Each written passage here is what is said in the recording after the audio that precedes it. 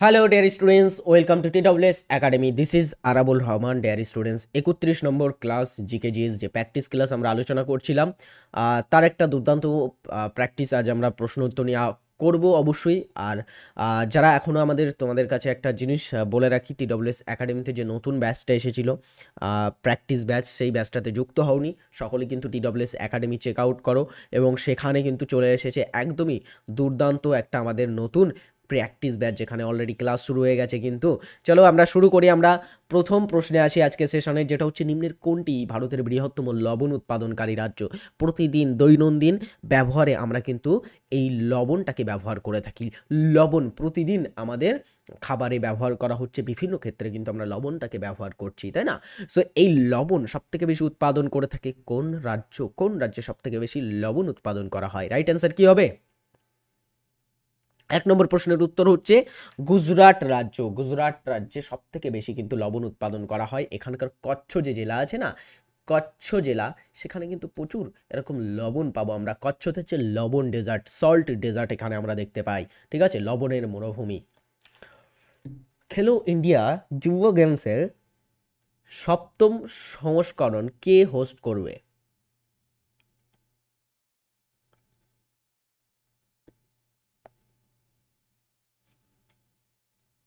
খেলো ইন্ডিয়া যুব গেমস, এই গেমসটা এই গেমসটা সাধারণত স্কুল এবং কলেজ শিক্ষার্থীদের নিয়ে খেলা হয়ে থাকে।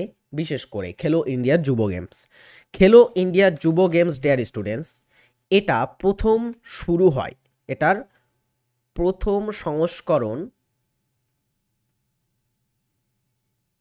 শুরু হয়েছিল 2018 সালে। 2018 সালে এটার প্রথম সংস্করণ খেলা হয়। আর এর সর্বশেষ সংস্করণ যদি আমরা দেখি, 2023-এ খেলা হয়েছিল সর্বশেষ। আর এটা খেলা হয়েছিল তামিলনাড়ুতে 2023-এ। 2023-এ খেলা হয়েছিল তোমার 6তম এডিশন, যেটা তামিলনাড়ুতে হোস্ট হয়েছিল। সরি 2024-এ তামিলনাড়ুতে হোস্ট হয়েছিল, আমাকে একটু ভুল হয়ে গেল। 2024 সালে তামিলনাড়ু হোস্ট করেছিল 6তম সংস্করণটা। আর 2025 সালে গিয়ে হবে, 2025 সালে অনুষ্ঠিত হবে কিন্তু এখানে 7তম সংস্করণ বিহারে। 2025 সালে হবে বিহারে, মনে থাকবে। চলো পরেরটা দেখি। বনবিহার ন্যাশনাল পার্ক কোন রাজ্যে অবস্থিত? পরের প্রশ্ন, 3 নম্বর প্রশ্ন, বনবিহার নামের এই ন্যাশনাল পার্কটা ভারতের কোন রাজ্যে আছে? নেক্সট কোশ্চেনের উত্তরটা কমেন্ট করো সকলে। বনবিহার ন্যাশনাল পার্ক ভারতের কোথায় আছে? এটা অবস্থিত আছে মধ্যপ্রদেশ রাজ্যে। মধ্যপ্রদেশে কিন্তু ভারতের সব থেকে বেশি ন্যাশনাল পার্ক আছে। এই মধ্যপ্রদেশ রাজ্যের উল্লেখযোগ্য ন্যাশনাল পার্ক দেখো, যেগুলো পরীক্ষায় আসে। Kanha national park, very important, কোথায় আছে? এটা আছে মধ্যপ্রদেশে। আচ্ছা, আরেকটা এখানে লিখে নাও, কুনো জাতীয় উদ্যান। কুনো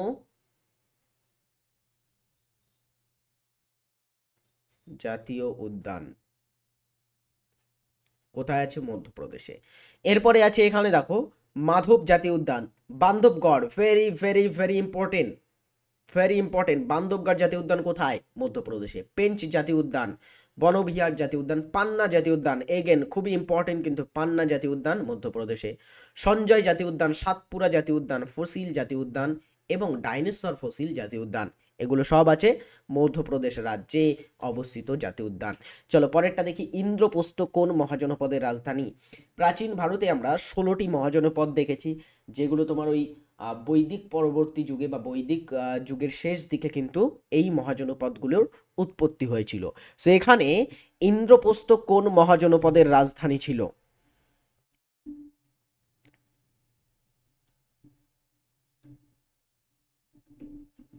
এনিওয়ান? ইন্দ্রপ্রস্থ এই স্থানটা, ইন্দ্রপ্রস্থ এই অঞ্চলটার বর্তমান নাম হচ্ছে দিল্লি। দিল্লি এটা হচ্ছে বর্তমানে, বর্তমানে যে অঞ্চলে দিল্লি আছে সেই স্থানটার পূর্ব নাম কি ছিল? ইন্দ্রপ্রস্থ ছিল সেই অঞ্চলের পূর্ব নাম। অ্যান্ড এটা কোন মহাজনপদের রাজধানী ছিল? কুরু মহাজনপদের রাজধানী ছিল ইন্দ্রপ্রস্থ। এরপরে দেখো সুরসেন মহাজনপদ। সুরসেন মহাজনপদের রাজধানী ছিল মথুরা। এদের রাজধানী কি ছিল? মথুরা ছিল এদের রাজধানী। জেনে রাখো সকলে। কোশল মহাজনপদের রাজধানী কি ছিল? শ্রাবস্তি। শ্রাবস্তি ছিল কোশলের রাজধানী। এছাড়া আরো কিন্তু অনেক রাজধানী আছে, ঠিক আছে? রাজধানী অঙ্গ মহাজনপদের রাজধানী ছিল চম্পা। এটা চম্পা নদীর তীরে ছিল। চম্পা না, একদমই চম্পা, ঠিক আছে? চম্পা ছিল কাদের রাজধানী? সেটা অঙ্গ মহাজনপদের রাজধানী। এছাড়া আরো অনেক মহাজনপদ ছিল, তার মধ্যে সবচেয়ে উল্লেখযোগ্য মহাজনপদ যদি বলা হয় সেটা ছিল মগধ। মগধের রাজধানী খুব পরীক্ষায় দিয়ে থাকে। রাজগৃহ তাদের প্রাথমিক রাজধানী ছিল। প্রচুর পরীক্ষায় প্রশ্নটা কিন্তু আসে। পরেরটা, কোন জলপ্রপাতটি কর্ণাটক এর সর্বোচ্চ জলপ্রপাত? কর্ণাটক রাজ্যের সবচেয়ে হাইস্ট জলপ্রপাত কোনটি এখানে? প্রথমে দেখো কর্ণাটকে কোন জলপ্রপাতগুলো আছে সেইগুলো আমাদের বার করতে হবে। দুধসাগর জলপ্রপাত, এটা কি কর্ণাটকে আছে? একদমই না। এই জলপ্রপাতটি আছে গোয়াতে। কোথায় আছে? গোয়াতে অবস্থিত আছে এই জলপ্রপাতটি, এবং গোয়া এবং কর্ণাটক সীমান্তে অ্যাকচুয়ালি অবস্থিত। এটা গোয়াতেই ধরা হয়। গোয়াতে মান্ডবী বলে একটা নদী প্রবাহিত হয়েছে। মান্ডবী নদীতে আছে দুধসাগর জলপ্রপাত। এরপরে যোগ জলপ্রপাত, বা এটাকে আমরা গেরসোপ্পা জলপ্রপাতও বলে থাকি, এবং এটাকে মহাত্মা গান্ধী ওয়াটারফলস বা জলপ্রপাতও বলা হয়ে থাকে। মহাত্মা গান্ধী জলপ্রপাত কোনটির নাম? যোগ জলপ্রপাতের অপর নাম। তো এটা কোথায় আছে? এটা কর্ণাটকে আছে। এটা প্রপার কর্ণাটক রাজ্যের মধ্যে পড়ে থাকে। কোন নদীর উপরে? শরাবতী নদীর উপরে। শরাবতী নদীতে এটা অবস্থিত। চলো পরেরটা দেখো, নোহকালিকাই জলপ্রপাত, এটা একটা প্লাঞ্জ জলপ্রপাত। প্লাঞ্জ প্লাঞ্জ জলপ্রপাত হিসাবে পরিচিত, অ্যান্ড এটা অবস্থিত আছে মেঘালয়ে। এটা মেঘালয় রাজ্যে আছে, মনে থাকবে। এরপরে কুঞ্চিকল জলপ্রপাত কোথায় আছে? এটা আছে কর্ণাটক রাজ্যে, অ্যান্ড এটা কিন্তু কর্ণাটকের সবচেয়ে হাইয়েস্ট ওয়াটারফল। কেন আমি বলছি দেখো, এটা বরাহি নামক একটা নদীতে আছে। বরাহি নদীতে আছে। এই জলপ্রপাতটা 455 মিটার এটার উচ্চতা। কতটা উচ্চতা এটার? 455 মিটার এটার উচ্চতা। এটা শুধু কর্ণাটক রাজ্যেরই নয়, এটা কিন্তু পুরো পুরো আমাদের ভারতবর্ষের সবচেয়ে উঁচু জলপ্রপাত কোনো নদীতে অবস্থিত। কোনো নদীর উপরে নির্মিত সবথেকে হাইয়েস্ট ওয়াটারফল কোনটি? অ্যান্সার হচ্ছে কুঞ্চিকল জলপ্রপাত, যেটা বরাহি নামক নদীতে আছে কর্ণাটক রাজ্যে। কবে থেকে বুকার পুরস্কার প্রদান করা শুরু হয়েছে? বুকার পুরস্কার কবে প্রথম দেওয়া হয়?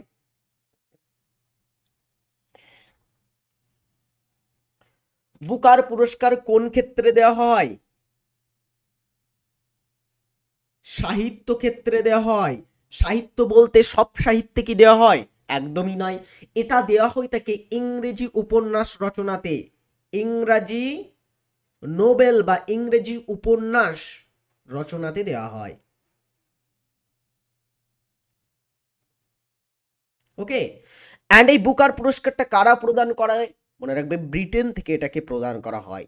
ব্রিটেন বা যুক্তরাজ্য, ইউকে থেকে প্রদান করা হয়ে থাকে এই বুকার প্রাইজ। বুকার প্রাইজটা প্রথম প্রদান করা হয়েছিল 1969-এ। 1969-এ এটার প্রথম প্রাপক ছিলেন যিনি, তার নাম হচ্ছে PH নিউবি। PH নিউবি, ইনি একজন ব্রিটিশ লেখক ছিলেন। ইনি ছিলেন প্রথম প্রাপক বুকার প্রাইজের। এরপরে 2024-এও না এটা পুরস্কারটা দেয়া হয়েছে। 2024-এ কে পেল বলো তো? 2024-এ কে পেল ম্যান বুকার পুরস্কার? বলো দ্রুত, কে 2024-এ ম্যান বুকার পুরস্কার পেয়েছে? দারুণ একটা প্রশ্ন কিন্তু এটা। উত্তর কি হবে? সামান্থা। সামান্থা কি হবে? কমেন্ট করো। সামান্থা হারভে। ইনি 2024 সালে কিন্তু বুকার পুরস্কারে ভূষিত হয়েছেন। এছাড়া তার গ্রন্থ, কোন গ্রন্থের জন্য পেয়েছেন এটাও একটু জেনে রাখো। কোন গ্রন্থের জন্য তিনি পেয়েছেন? তিনি পেয়েছেন অরবিটাল এ নোভেল, অরবিটাল এ নোভেল নামক শীর্ষক গ্রন্থের জন্য তিনি এই পুরস্কারটি পেয়েছেন। আর সামান্ত হচ্ছে একজন ব্রিটিশ লেখক, ইনিও একজন ব্রিটিশ লেখক, ইউকে থেকে তিনি লিখেছিলেন। পরেরটা, পায়রার কতগুলি বায়ুথলি থাকে? পায়রার দেহে কতগুলি বায়ুথলি থাকে, যেগুলো পায়রার উড্ডয়নে, পায়রাকে উড়তে সহায়তা করে থাকে, পায়রার ভারটাকে কিন্তু নিয়ন্ত্রণ করতে সহায়তা করে ওড়ার সময়। অ্যান্সার হচ্ছে এখানে 9টি বায়ুথলি থাকে পায়রার, 9টি বায়ুথলি। ওমেন্স ইন্ডিয়া অ্যাসোসিয়েশন এর প্রতিষ্ঠাতাকে? ভারতীয় মহিলা সমিতি, ভারতীয় মহিলা সমিতি বা ওমেন্স ইন্ডিয়া WIA অ্যাসোসিয়েশন এর প্রতিষ্ঠাতা কে ছিলেন? এর প্রতিষ্ঠাতা ছিলেন মার্গারেট কার্জিনস। মার্গারেট কার্জিনস 1917-তে এটা প্রতিষ্ঠা করেন।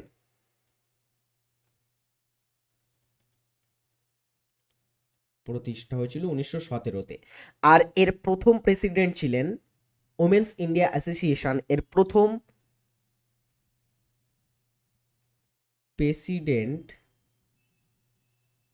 ছিল যিনি, তিনি হচ্ছেন অ্যানাদার কেউ নয়, তিনি হচ্ছেন অ্যানি বেসান্ত, যিনি আমাদের ভারতীয় জাতীয় কংগ্রেসের কিন্তু প্রথম মহিলা সভাপতি ছিলেন, তার সঙ্গে ওমেন্স ইন্ডিয়া অ্যাসোসিয়েশনের প্রথম মহিলা প্রেসিডেন্ট ছিলেন।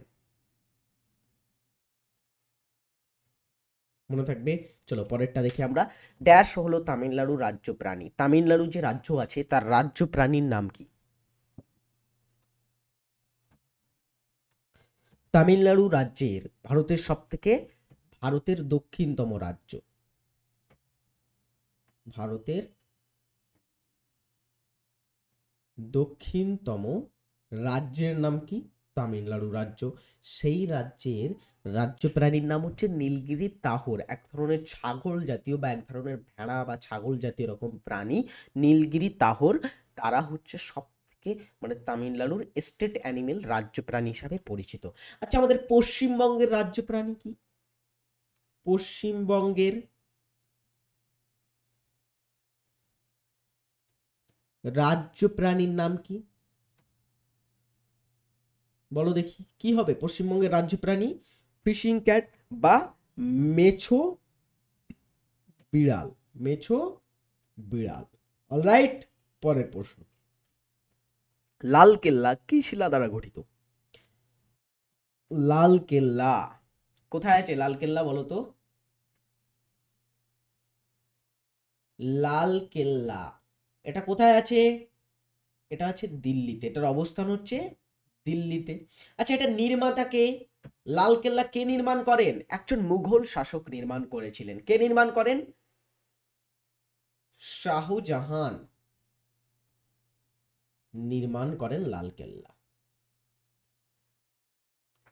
অলরাইট, এবারে দেখো, এই লাল কেল্লার নির্মাতা শাহজাহান ছিলেন।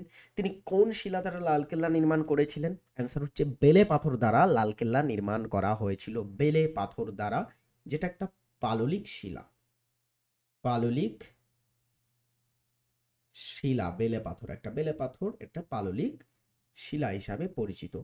এবারে দেখো ডিয়ার স্টুডেন্টস, এখান থেকে আরেকটা জিনিস, এই লাল কেল্লা এটা কিন্তু ইউনেস্কোর বিশ্ব ঐতিহ্যবাহী স্থান আমাদের ভারতে যেগুলো আছে তার মধ্যে একটা হচ্ছে এটা, বিশ্ব ঐতিহ্যবাহী স্থান হিসাবে পরিচিত। এটা বিশ্ব ঐতিহ্যবাহী স্থান হিসাবে মর্যাদা পেয়েছিল দিল্লির লাল কেল্লা কবে, বা এটা ঘোষণা করা হয়েছিল কবে? জেনে রাখো, এটা ঘোষণা করা হয় বিশ্ব ঐতিহ্যবাহী স্থান হিসাবে 2007 সালে। কবে এটা স্টুডেন্টস? 2007 সালে। গুড। চলো পরের প্রশ্ন। পরেরটা হোমওয়ার্ক। নিম্নের রোগগুলির মধ্যে কোনটি ব্যাকটেরিয়া দ্বারা সৃষ্ট নয়? না বাচক প্রশ্ন, তো ভেবেচিন্তে দেখে শুনে উত্তর করো। নিম্নের কোনটি ব্যাকটেরিয়া ঘটিত রোগ নয়? এটা আজকে তোমাদের হোমওয়ার্ক দিয়ে রাখবো, অবশ্যই সকলে এটার উত্তর কমেন্টে জানাবে। পরের প্রশ্ন দেখি আমরা। জেলিফিশ কোন ফাইলামের অন্তর্গত?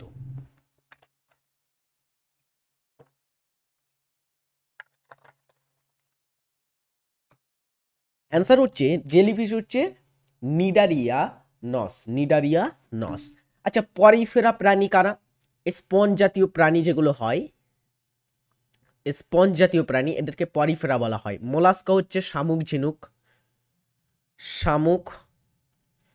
ঝিনুক জাতীয় প্রাণী হচ্ছে মোলাস্কা। এবং আরেকটা হচ্ছে কডারডা, যারা হচ্ছে মেরুদণ্ডী প্রাণী, অর্থাৎ মানুষ, বাঘ, ঘোড়া, ছাগল, হ্যাঁ, মেরুদণ্ডী যে সমস্ত প্রাণীগুলো আছে তারা কিন্তু সবই কডারটার মধ্যে পড়ে থাকে। মনে থাকবে। চলো পরেরটা, ইস্ট ইন্ডিয়া কোম্পানি ড্যাশ থেকে বোম্বে নিয়েছিলেন। কার কাছ থেকে ইস্ট ইন্ডিয়া কোম্পানি বোম্বেকে নিয়েছিলেন? বোম্বে প্রদেশটা ইস্ট ইন্ডিয়া কোম্পানি কার কাছ থেকে নিয়েছিলেন?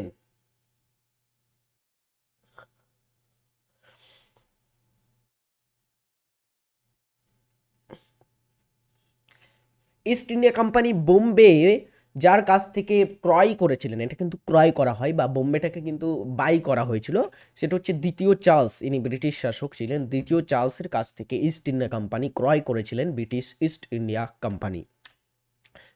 গৌর ভূমিরূপটি গঠিত হয় নদীর ক্ষয়কার্যের ফলে, হিমবাহের ক্ষয়কার্যের ফলে, সমুদ্র তরঙ্গের ক্ষয়কার্যের ফলে, বায়ুর ক্ষয়কার্যের ফলে। কি কারণে গৌর নামের এই ভূমিরূপটা গঠন হয়?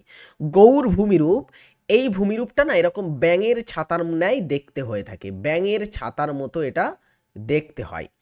ওকে, মাঝের অংশটা সরু হয়ে থাকে এবং উপর নিচে মোটা অংশ হয়ে থাকে। কেন হয়? কারণ এই মাঝের অংশে যখন একটা শিলাখণ্ড বায়ুপ্রবাহের পথে যখন দাঁড়ায়, তখন তার মধ্যে বিভিন্ন ধরনের যদি শিলা থাকে, নরম এবং কঠিন বিভিন্ন স্তরের যদি শিলা থাকে, নরম শিলাটা দ্রুত ক্ষয়প্রাপ্ত হয়, কঠিন শিলাটা আস্তে ক্ষয়প্রাপ্ত হয় বা ক্ষয়প্রাপ্ত কম হয় তার। এই কারণে এইভাবে কিন্তু আমরা যদি দেখি, নরম শিলাটা ক্ষয় পেতে পেতে এরকম ভিতরে চলে যায়, নরম শিলাটা ক্ষয় পেতে পেতে কিন্তু এরকম সরু হয়ে যায়, আর উপরে এটা মনে করো শক্ত শিলা, সেই শক্ত শিলাটা কিন্তু কম ক্ষয় হয়। এই কারণে এরকম ব্যাঙের ছাতার মতো একটা ভূমিরূপ আমরা দেখতে পাই। সো এই ভূমিরূপটা বায়ুর ক্ষয়কার্যের ফলে সৃষ্ট হয়, বায়ুর ক্ষয়কার্যের ফলে সৃষ্ট হয়ে থাকে। প্রতি বছর কোন তারিখে পালিত হয় বিশ্ব ক্রেতা অধিকার দিবস? বিশ্ব ক্রেতা অধিকার দিবস প্রতি বছর কোন তারিখে পালন করা হয়ে থাকে?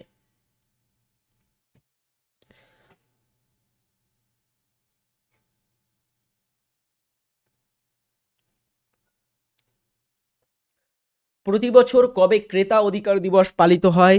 15ই মার্চ ক্রেতা অধিকার দিবস। কোন সালে জার্মানির ঐক্য বাস্তবে পরিণত হয়? জার্মানির ঐক্য সাধন কবে হয়েছিল? একটা মানে ওয়ার্ল্ড হিস্ট্রির প্রশ্ন, উত্তর করো। জার্মানির ঐক্য কে করেছিল জানো? জার্মানির ঐক্য সাধন কে করে? অটো ফন বিসমার্ক, যিনি একজন জার্মান চ্যান্সেলর ছিলেন, অটো ফন বিসমার্ক, তিনি জার্মানির ঐক্য সাধন করেছিলেন। জার্মানির ঐক্য সম্পন্ন হয় 1871 সালে, জার্মানির ঐক্য বাস্তবে পরিণত হয়েছিল। ওকে, এই অটো ফন বিসমার্কের নামে আমাদের সর্দার বল্লভভাই প্যাটেলের নামও কিন্তু রাখা হয়েছে। সর্দার বল্লভভাই প্যাটেলকে ভারতের বিসমার্ক বলা হয়, মনে থাকবে, কারণ তিনি কিন্তু ভারতের ঐক্য সাধনে গুরুত্বপূর্ণ ভূমিকা পালন করেছিলেন।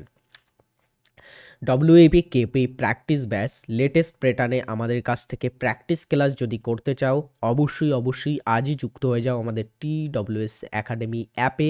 সেখান থেকে তোমরা সোম থেকে শনি প্রতিদিন প্র্যাকটিস ক্লাস পাবে। এখানে প্রতিটা সিলেবাস, এখানে তোমাদের যদি দেখি প্রতিটা সিলেবাসের কোশ্চেন এখানে করানো হবে, এবং স্পেসিফিক ম্যাথ এবং রিজনিং এই দুটো কিন্তু তোমাদের চ্যাপ্টার ওয়াইজ ক্লাস করানো হবে।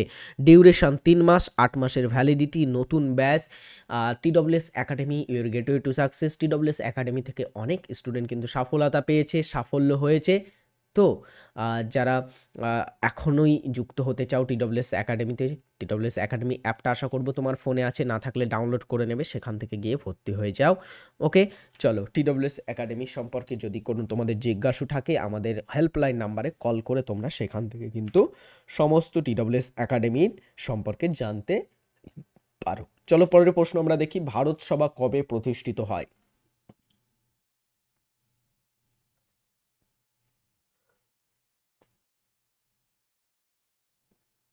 ভারত সভা কবে প্রতিষ্ঠা হয়েছিল? ভারত সভা প্রতিষ্ঠা হয় 1876 সালে, 1876-এ। আচ্ছা, ভারত সভা কে প্রতিষ্ঠা করেন? কে প্রতিষ্ঠাতা ছিল ভারত সভা বা ইন্ডিয়ান অ্যাসোসিয়েশনের? এটাকে ইন্ডিয়ান অ্যাসোসিয়েশনও বলা হয়।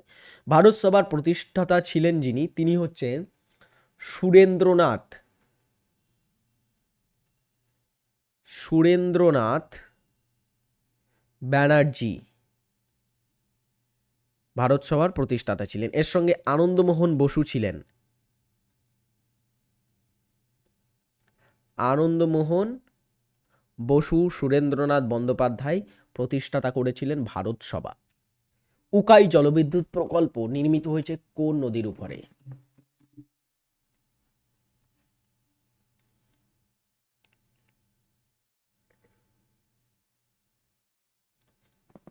উকাই জলবিদ্যুৎ প্রকল্প বা উকাই বাঁধ, এটা কোনো কোনো সময় উকাই বাঁধ থেকেও আসে। উকাই জলবিদ্যুৎ প্রকল্প বা উকাই বাঁধ নির্মিত হয়েছে কোথায়? এটা নির্মিত হয়েছে তাপ্তি নদীর উপরে। তাপ্তি নদী, এটা হচ্ছে পশ্চিম বাহিনী একটা নদী আমাদের ভারতের, পশ্চিম বাহিনী নদী হিসাবে পরিচিত তাপ্তি নদী। আচ্ছা, উকাই বাঁধ কোথায় আছে? এটা গুজরাট রাজ্যে আছে, গুজরাট রাজ্যে অবস্থিত। এটা মনে থাকবে। চলো পরের প্রশ্ন আমরা দেখি, কততম সংবিধান সংশোধনীর মাধ্যমে বা সংশোধনী আইনে পঞ্চায়েত শাসন ব্যবস্থাকে সাংবিধানিক স্বীকৃতি প্রদান করা হয়? কততম সাংবিধানিক সংশোধনী আইনে পঞ্চায়েত শাসন ব্যবস্থাকে সাংবিধানিক স্বীকৃতি প্রদান করা হয়? 18 নম্বর প্রশ্ন, কি হবে উত্তর? কততম সংবিধান সংশোধনী? 73তম সংবিধান সংশোধনী। কবে হয়েছিল এটা?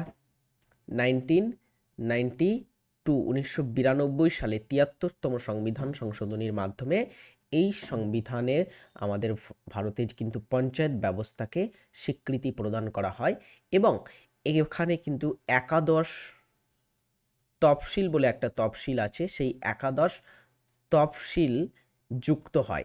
একাদশ তফসিলের আলোচ্য বিষয় কি? একাদশ তফসিলের আলোচ্য বিষয় হচ্ছে পঞ্চায়েত পঞ্চায়েত ব্যবস্থা বা পঞ্চায়েত রাজ ব্যবস্থা। ওকে,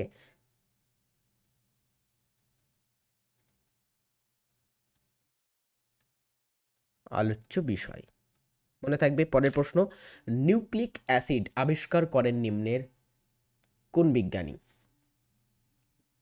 নিউক্লিক অ্যাসিড আবিষ্কার করেন বিজ্ঞানী ওয়াটসন ও ক্রিক, ফ্রেডরিক মিশার, স্টার্লিং ও বেলিস, Henry del.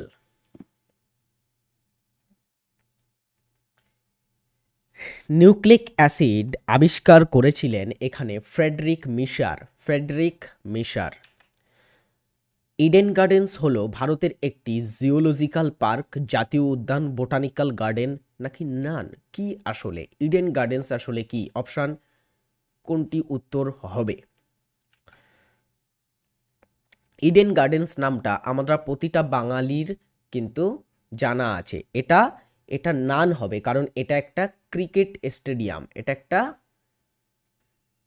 Cricket stadium, Eden gardens স্টেডিয়ামটা। এবারে দেখো, ইডেন গার্ডেন স্টেডিয়াম এটা ভারতের ভারতের প্রথম ক্রিকেট স্টেডিয়াম বা ভারতের প্রাচীনতম ক্রিকেট স্টেডিয়াম। অলরাইট, এটা স্থাপিত হয়েছিল 1864 সালে। 1864 সালে ইডেন গার্ডেন্স ক্রিকেট স্টেডিয়াম স্থাপিত হয়। গুড। নাগদাশক কোন রাজবংশের সদস্য ছিলেন? নাগদাশক ইনি কোন রাজবংশের সদস্য ছিলেন?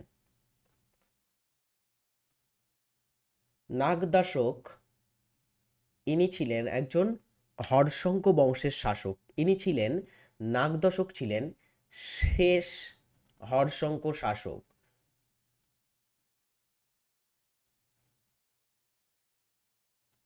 হর্ষঙ্ক বা হর্ষঙ্ক বংশের শেষ শাসক কে ছিলেন? সেটা হচ্ছে নাগদাশক। আচ্ছা, প্রথম শাসক তাহলে কে ছিলেন? কে হর্ষঙ্ক বংশের প্রথম শাসক ছিলেন? অ্যান্সার কি হবে বলো? কে ছিলেন প্রথম শাসক হর্ষঙ্ক বংশের? বলছো না বিম্বিসার হবে, তাই না? বিম্বিসার এখানে রাইট অ্যান্সার হবে। গুড। চলো পরের প্রশ্ন দেখি। নিম্নের কোনটি গ্লোবাল কম্পিটিটিভনেস রিপোর্ট প্রকাশ করে থাকে? গ্লোবাল কম্পিটিটিভনেস এই রিপোর্টটা প্রকাশ করে থাকে কোন সংস্থা?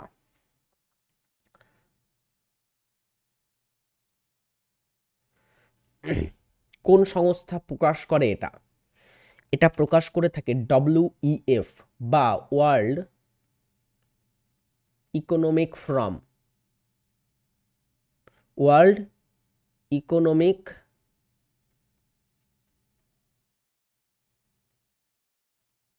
ফোরাম। অলরাইট। আচ্ছা, এটা কোথায় অবস্থিত? WEF ওয়ার্ল্ড ইকোনমিক ফোরাম, মনে রাখবে এটা স্থাপিত হয়েছিল কবে এবং এটা কোথায় অবস্থিত? এটা 1971-এ এটা স্থাপিত বা এস্টাবলিশ হয়। খুবই ভালো। এরপরে দেখো এটার সদর দপ্তর কোথায়? সদর দপ্তর কোথায়? এটার সদর দপ্তর হচ্ছে কলোনি সুইজারল্যান্ডে অবস্থিত।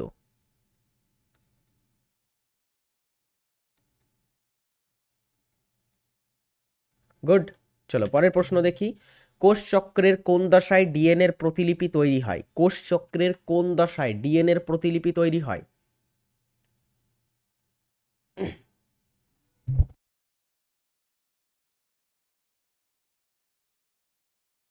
ডিএনএ প্রতিলিপি তৈরি হয় কোষ চক্রের কোন দশায়? রাইট অ্যান্সার হচ্ছে এটা এস দশায় প্রতিলিপিটা তৈরি হয়। এস হচ্ছে ইন্টারফেস দশার একটা দশা। ইন্টারফেস দশার মধ্যে এটা কিন্তু পড়ে থাকে। চলো পরেরটা। স্বাধীন ভারতের প্রথম গভর্নর জেনারেল কে ছিলেন? স্বাধীন ভারতের প্রথম গভর্নর জেনারেল কে ছিলেন?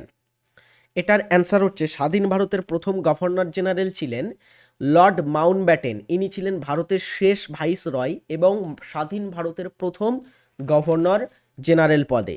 পরেরটা দেখো, মার্কিন যুক্তরাষ্ট্রের 47তম প্রেসিডেন্ট নির্বাচনে কে জয়ী হয়েছেন? 47তম মার্কিন যুক্তরাষ্ট্রের যে নির্বাচন হলো সেখানে সম্প্রতি জয়ী হয়েছেন কে? অ্যান্সার হচ্ছে ডোনাল্ড ট্রাম্প। ইনি হচ্ছেন রিপাবলিক পার্টি থেকে জয়ী হয়েছেন। রিপাবলিক পার্টির একজন সদস্য ডোনাল্ড ট্রাম্প, তিনি 47তম প্রেসিডেন্ট নির্বাচনে জয়ী হয়েছেন। অলরাইট, আজকের ক্লাসটি আমি এখানেই শেষ করছি। যারা ক্লাসটি শেষ পর্যন্ত দেখলে অবশ্যই কমেন্ট করে জানাও ক্লাসটি কেমন লাগলো। আর যদি আমাদের TWS একাডেমি অ্যাপ ডাউনলোড না করো অবশ্যই কিন্তু সকলে ডাউনলোড করে নেবে। সেখান থেকে তোমরা আমাদের কাছ থেকে ভর্তি হয়ে সেরা চাকরির প্রিপারেশান কিন্তু একদমই রুটিন ওয়াইজ ভাবে নিতে পারবে সেখান থেকে। ভালো থাকবে সকলে, পরের দিনের ক্লাসে দেখা হবে। টাটা।